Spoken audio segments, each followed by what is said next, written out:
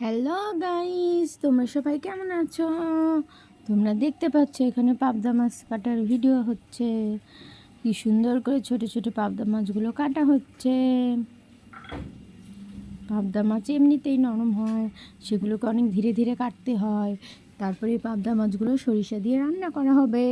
তোমরা পাবদা মাছের কোন কোন রেসিপি খেতে ভালোবাসো এটা কিন্তু আমাকে কমেন্টে জানাবে, ঠিক আছে?